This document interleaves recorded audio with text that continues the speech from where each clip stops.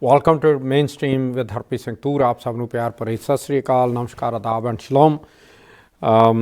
We are going to discuss, of course, the debt ceiling, which is the hot topic of the day these days, if we look at it. But there are other developments also.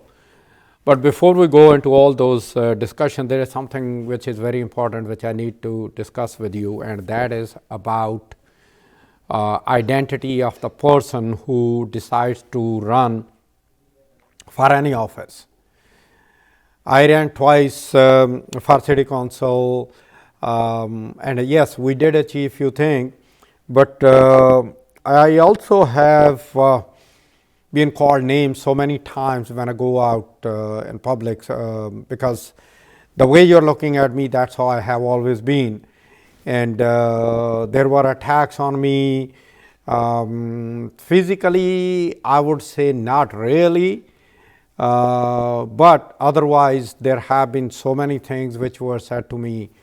I can't count how many times I have been called so many names, including a couple of 100,000 times being called Osama bin Laden. But the issue is, on the one hand, the media here, whether it's a Fox or MSNBC, CNN, or local channels, ABC, CBS, NBC, you name it, they always talk about all this bigotry going on, where the peoples are called names and this and that. But at the same time, nobody is really looking at the problem the way it should be looked at. That's, again, it's my opinion.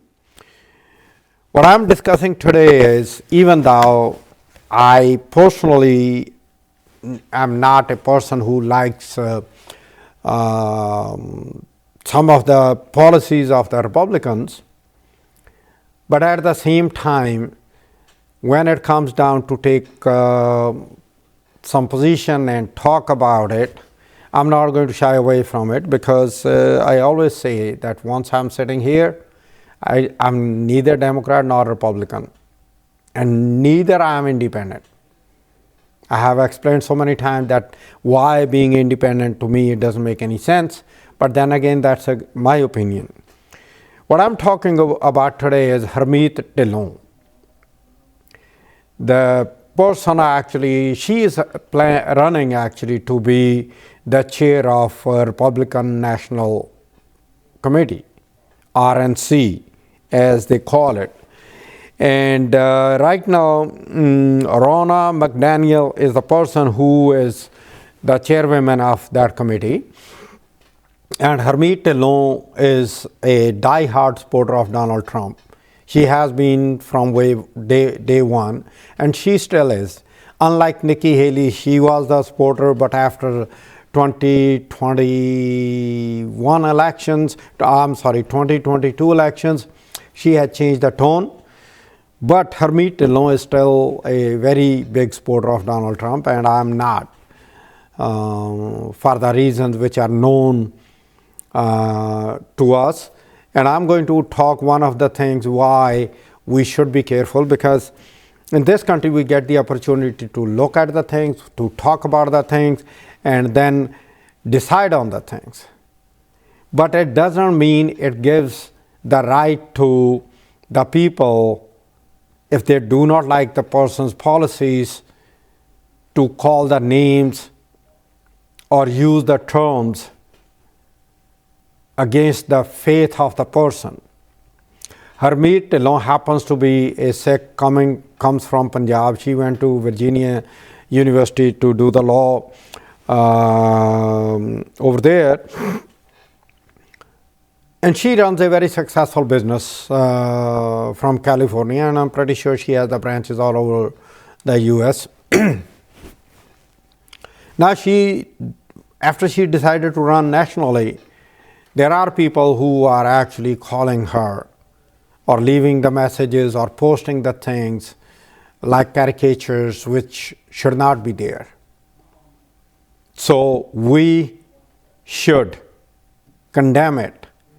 I know we come from India, and when we come from India, what happens is We have seen the caste system, we have seen how the society was and still is. Whether we like it or we don't like it, that's a different issue. But the issue is how it was. It is changing rapidly. But at the same time, we know what discrimination is as firsthand back home in India. And over here, a person like me or some other people who came with the, came here, they also have faced it. Let's take a case of African Americans.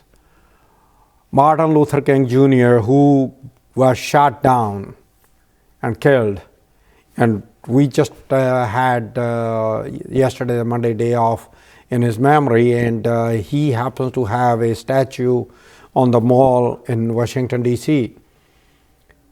African Americans have been facing this discrimination since the United States was taken over by Caucasians, by the Britishers. Yeah, they have their own version of Thanksgiving as a pilgrimage, pilgrims coming in, this and that. But that's again like the winner writes the history, and whites were the winners and they wrote the history. The actual history, probably some of the errors are being corrected, but ultimately exactly what transpired, how it transpired, nobody would know. It's basically saying, when we were growing up in our villages back home in India, yeah, there were some record keeping of some of the things, but not of everything. Yeah, somebody born, yeah, but date of birth, it was always pulled from the air. Nobody really knew what exact date of birth is of the person. I'm sitting right here as a proof. My actual date of birth is different than what is on my documents. But it doesn't make me a lesser of a human being or a better of a human being. Okay? So, this kind of attack on anybody is not acceptable, and it should be condemned unequivocally. Nobody should have second thoughts on it. And for that reason, I am going to stand by Harmeet Dhillon. And if there is anything which I'll keep my eyes open and and ears to the ground to hear anything which we can do to not to because I'm not a Republican, I cannot support her, and even if I'm a Republican, even if I'm independent, forget about being Republican. At least right now I can't think of being Republican. Even if I'm independent, I still will not support Donald Trump. But at the same time, Harmeet Dhillon being attacked as a Sikh, as an immigrant, will not be acceptable. Like Martin Luther King made a speech, the speech which he made where he talked about I have a dream, he was actually talking about the rights of African Americans when he was given this thing to include in his speech by one of his supporters that I have a dream, and he did that, and that speech has become something of to look forward to for the people of any color. Even though there are things where atrocities were committed, the African Americans, they were made to stand up to give a seat to a Caucasian or to a white person or any minority, not just the African American. If they are sitting in a bus, there is no seat, or in a car or in a train, if there is no seat, then non-whites have to give that seat to a white person irrespective of the age of that African American. So today, immediately doing this show after celebrating the work and the efforts of Dr. Martin Luther King Jr., which provided so many rights to us, to the minorities, and made America what America is today. yes, I do salute him. And also at the same time, there is a commitment to keep that, because in Sikh religion, in my faith, Guru Gobind Singh Ji said, Manas ki jaat sabe eke pehchan wo. We are all human being equal. It is just we need to recognize that. And until and unless we recognize that, there will always be a discrimination, and there are always going to be issues which those issues should not be issues. The actual issues which actually should be the issue, they get pushed under the carpet, and non-issues become the issues. And that's how most of the time elections get fought, and parties win and lose based on that. And we have seen what happened in 2022. There were issues which were like, some of the books being banned in the library in certain parts, some of the words you cannot use, Roe versus Wade being turned over, taking away the rights for the women. And some of the men which I was reading about, they made statements that we know better about the women, what they need and what they don't, than the women know about themselves. Give me a break. Where is the equality then? Again, that reminds me, Guru Nanak Dev Ji said, So kyo manda akhiye jit jamme rajan. Guru Nanak Dev Ji put women at par with the men when women were not anywhere in the world considered, or not even considered, even given, thinking of giving any right to the women, that he said that how you can condemn someone who gives the birth to the kings. So, in celebration of Martin Luther King Jr.'s Day, let us commit that we will abide by both Guru Nanak Dev Ji and Guru Gobind Singh Ji saying, and we will fight for what need to be fought. We will stand by the cause which need to be stood by. We will just not push the things under the rug and assume and pretend that nothing is happening. Not like Shudar Morgan, like they say in Punjabi, that you bury your head in the sand and say that nothing is happening, everything is happy. So, having said that, now let us talk about going down to one more very interesting thing happened in the House of Reps, which is after the break I'm going to talk about, that new committee assignments are happening and debt ceiling will be discussed. Let us take a break. After the break, we will talk about it. Back to Mainstream with Harpreet Singh Toor. एक बार फिर आप सब ने प्यार भरी सत श्री अकाल, नमस्कार, आदाब and shalom. We're talking about, we got a new speaker of U.S. House of Representatives, Kevin McCarthy, and that also reminded me of McCarthy era in 1950s when he will just literally tag anybody as a communist, and the person will end up paying a heavy price, fighting through the courts and stuff like that. And by the time that person will come clean, his career is finished, his life is finished. So we are going through certain, not exactly similar things, but we are going through certain things like that. Representative Marjorie Taylor Greene, known as MTG, and Paul Gosar, they were suspended from the committee assignments by Nancy Pelosi, the previous Speaker of the House, because of their comments based on the race about certain people. And those people who were not Caucasians, they got even threats to their life from some of the people. And we have been watching a lot of things which are happening in U.S. right now, where the politics has been pushed so much to extreme by denying and saying that election has been stolen. And interestingly, the people claiming the election has been stolen are the people who, from the same ballot, it's the exactly same ballot.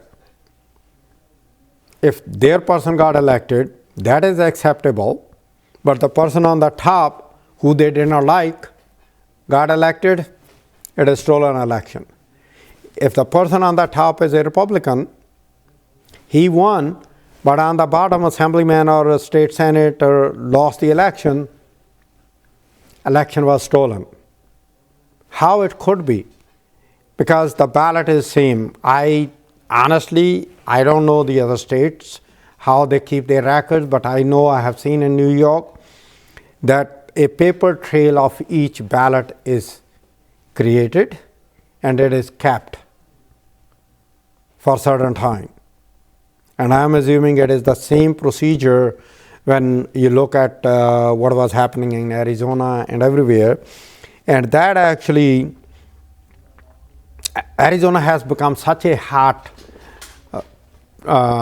state for politics politically that we have the governor of the Arizona, but in the meantime the lady who lost, Ms. Lake, she's refusing to accept the defeat, and she's trying to prove something. If you remember Maricopa County, where they did that, we are doing ninja audit, and they actually found nothing wrong in the whole election, even though the state and the state Senate and Assembly, which is controlled by the Republicans, they turned over the paper ballot trail to those people so that they can actually look at if there was any error or anything was done wrong or counted it wrong. They could not find anything in that ninja audit. In the same state, right now, there is a Republican who lost the election, Solomon Pena, P-E-N-A with that thing on the top. Pena, I think that's how it is pronounced. He actually went out shooting at the houses of the elected Democrats because he lost the election. He got the people, he hired the people, and he instructed them to shoot low so that the bullets will hit somebody if it go through the siding of the house. This story is still developing. I don't know how far and what ultimately is going to happen. We know what happened in Michigan, where the governor of Michigan, people tried to literally abduct her and her family, and they had the plans to hold her hostage at one of those places in Lake Michigan island, where they were like, okay, we are going to use it because of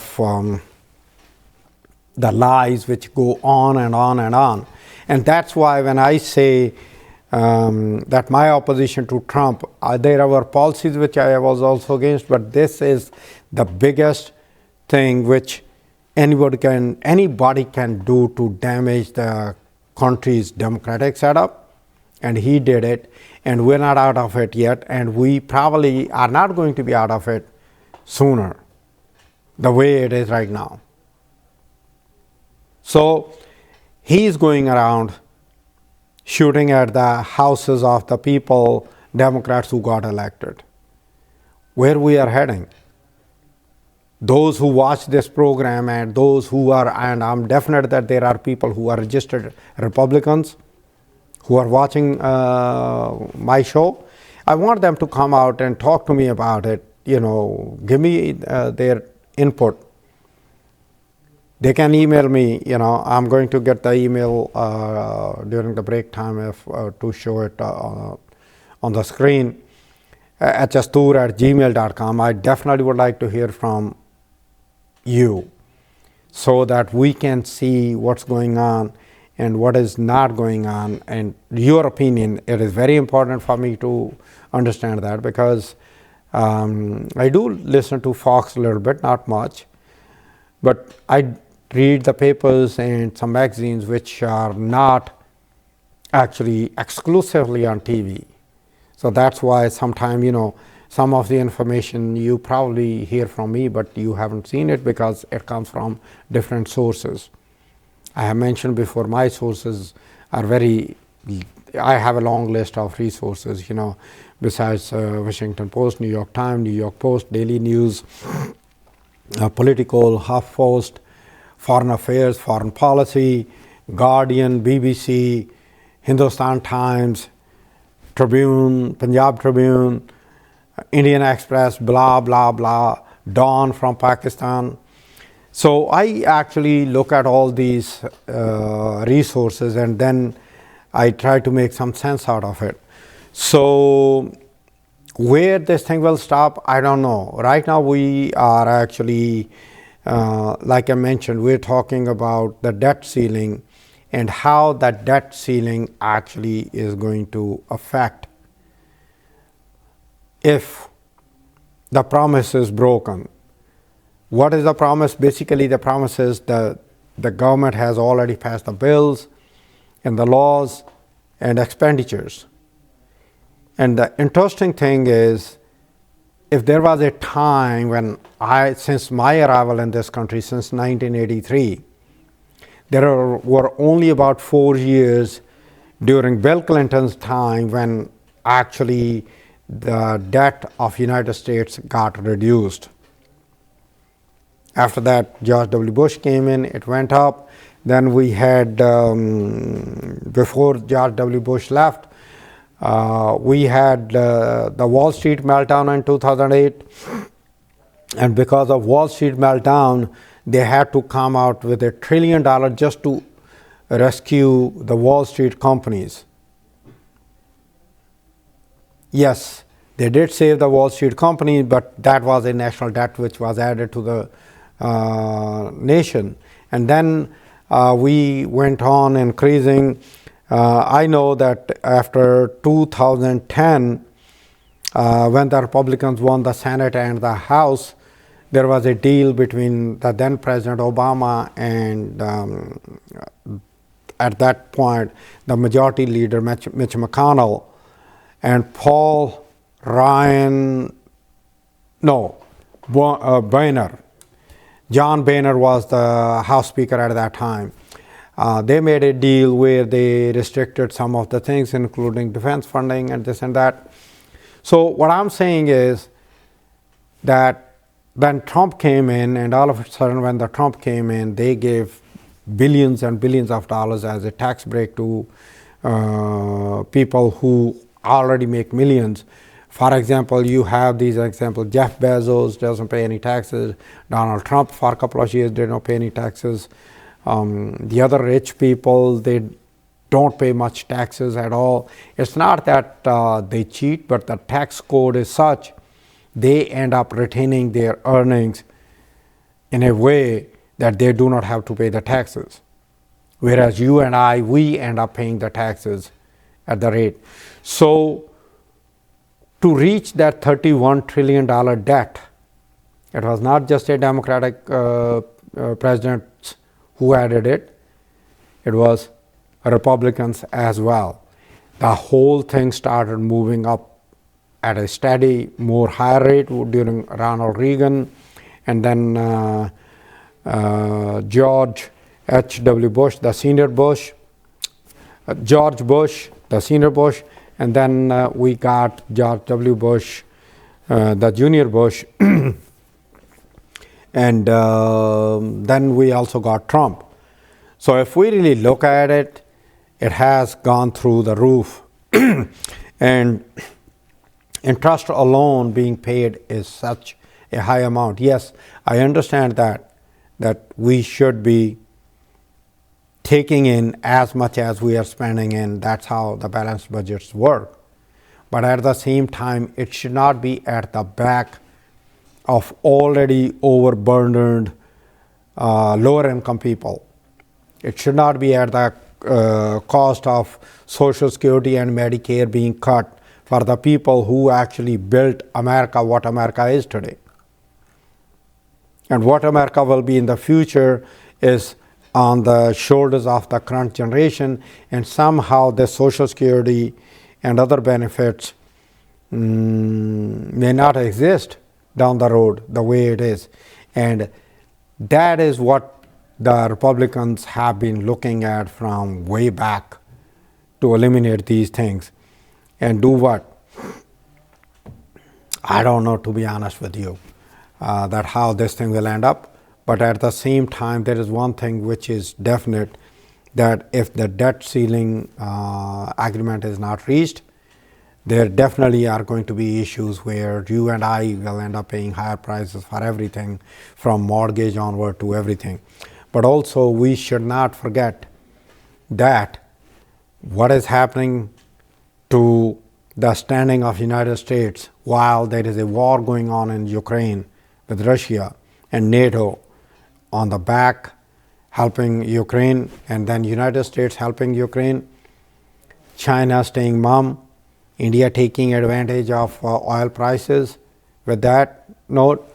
So we are actually passing through this time period in our lifetime, which is at least to say is it's very dangerous. And where we will end up, I don't know yet.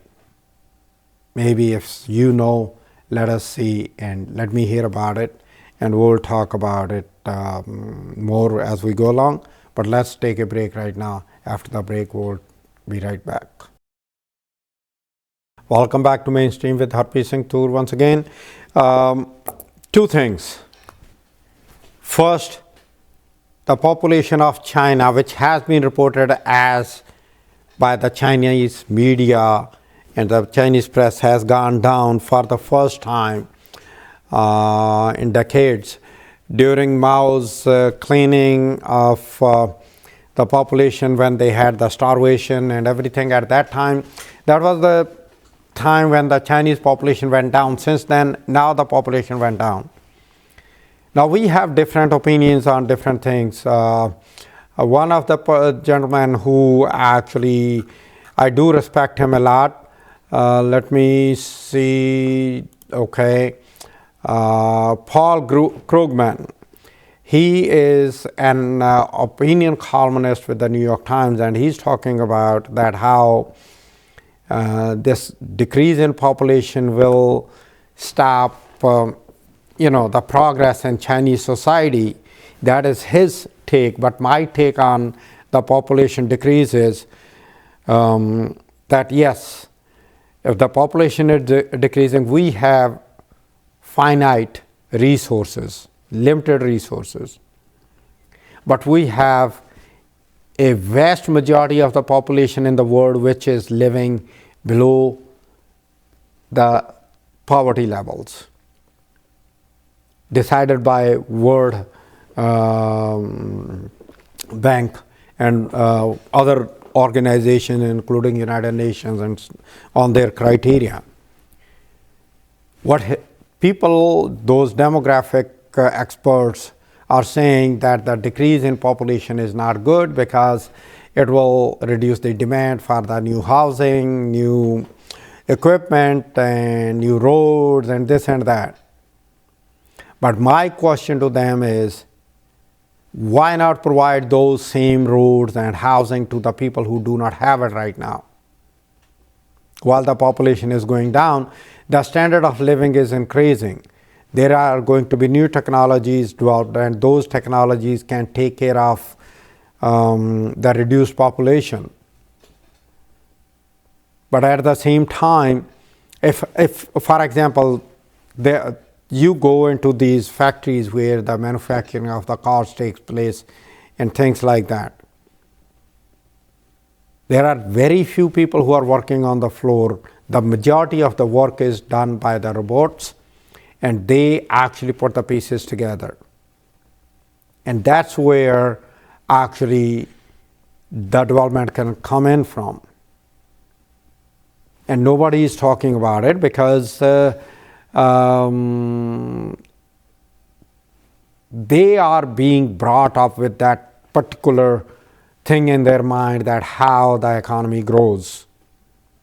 And I was just reading about his column today in New York Times, and I do intend to send him an email either tonight or tomorrow, giving him my thoughts on it, that how I beg to differ with him or his conclusion on this, that if the Chinese population will go down, how the progress will take place. No, the progress will still take place. How the Europe, which has so much less comparatively population, they are prospered so much. That's what the prosperity is. Africa is still where there is a starvation in different countries. In India, there is a starvation going on. Yes, India does have enough food, but does everybody have the money to buy enough food to eat? So that's where the concentration should be, not on this thing. Yeah, I do understand that, okay, for the retirement benefits, which I was talking earlier about the Social Security and everything, that the earning people contribute to that. That's where the rich people should be taxed also, so that the compensation is there for everybody, not for just few people to have the party and everybody else break their back working. So that's where I would say that, yes, I do differ, but yes, the Chinese population did go down by about close to like 900,000 based on what they have reported.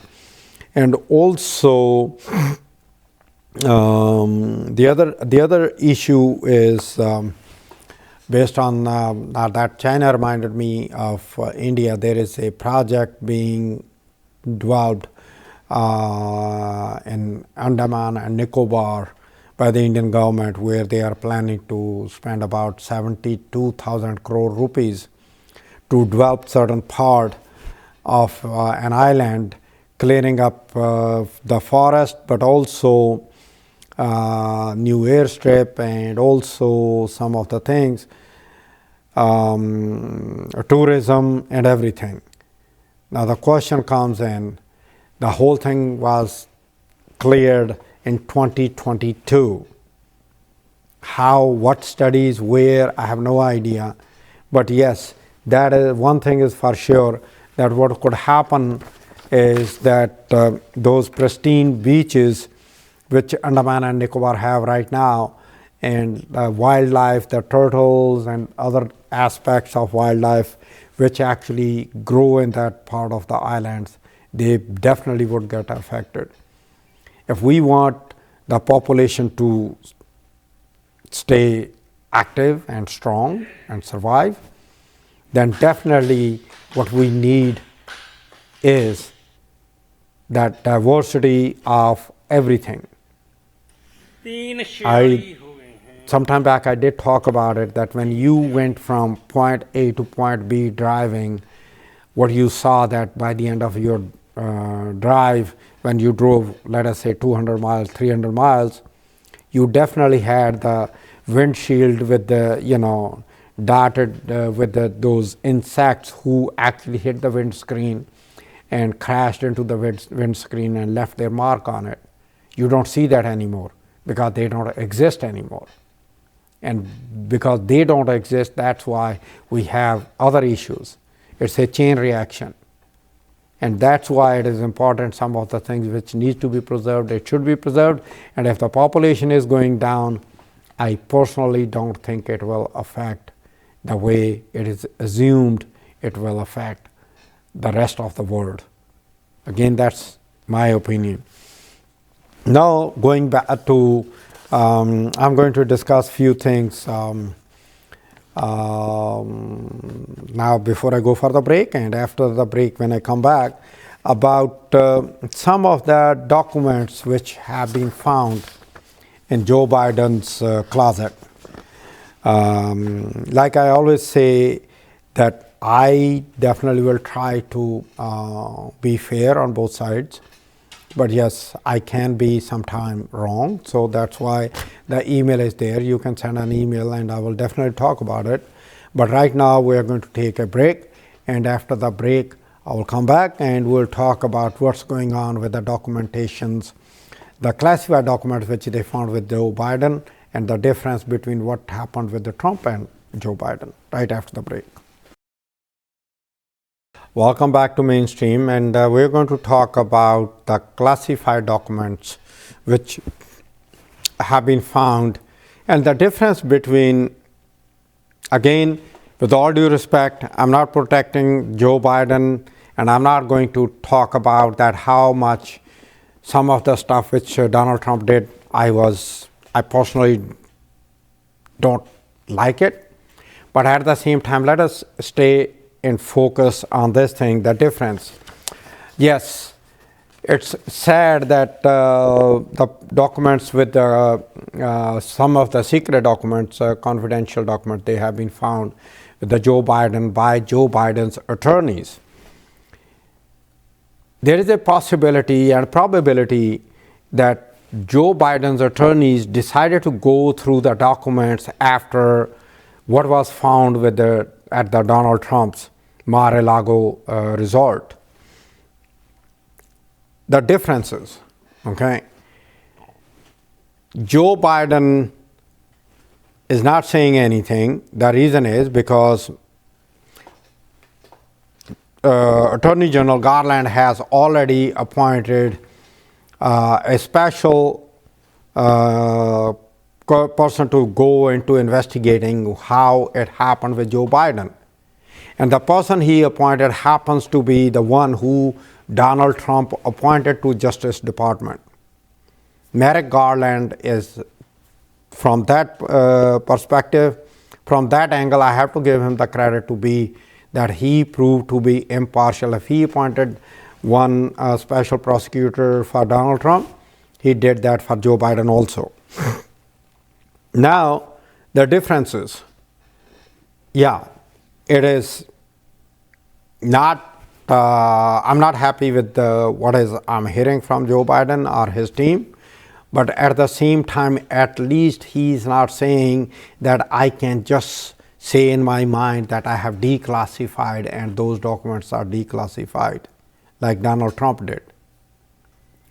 At the bottom of the whole thing is the Congress, the current sitting Congress, the majority and minority, the Republican who is majority with the Speaker Kevin McCarthy, and Hakeem Jeffries from Democrat, the minority leader of the House, including Chuck Schumer and Mitch McConnell in the Senate, they need to put their heads together and they need to set up the laws of all these documents, how they should be handled, and how and who can handle that, the whole thing. Because what is happening is it does not look good for the US government and for the other institutions which we respect so much in this country. I was talking about the other day about that, how some of the people, when they are offered a position by the presidents, elected presidents, they refuse to take that position. The reason is because either they don't want anybody to look into their records, or they don't want their records to be a public issue and debated publicly. Their families can be discussed publicly, like Joe Biden's son is being done right now. It was being done before also. But there is one thing, which I have shared before, and I'm going to share it again over here, that Joe Biden was the vice president with Barack Obama when his son, who passed away sometime back from the cancer, he was under treatment, and Joe Biden did not have the money to get his son treated, and Joe Biden was going to sell his Delaware house to get his son treated so that he can pay the bills. It was Barack Obama, the then president, who found out about it, and he actually told Joe Biden not to do it. That shows the honesty and integrity of Joe Biden. But the same scale does not apply to his son. In Trump's case, his family spent so much millions and millions of dollars by being protected, being on special assignments, being in the White House, on the committees and stuff like that. But with the other president, I still have to see a single example, except when John Kennedy was the president, he did appoint his brother as Attorney General of the United States. There was so much resistance at that time that it is his brother who will protect him and whatever his doings are. But the question is that if he was appointed, everything was looked through, not unlike we had with the previous president. And a lot of things are still coming out. And I'm definite that about Joe Biden's son, there are a lot of things also going to come out. But at the same time, the issue is the president himself, Joe Biden. We should not forget, if we pick up the whole history of the world, we will find out a lot of people who were the great saints in the world or the great rulers in the world, but their kids ended up doing a lot of things which were non-kosher. So again, I'm not protecting Joe Biden, but at the same time, I'm frustrated with the stuff found, that confidential files found at his house. With that, and also Joe Biden's tax returns have also become an issue, that his 2018 and 19 returns are not on his website either. So we have to look at those things and how these things are going to happen, how it will go down, and how it will affect, that's another issue. But till we find out, we don't know. But in the meantime, till next time, good night and good luck.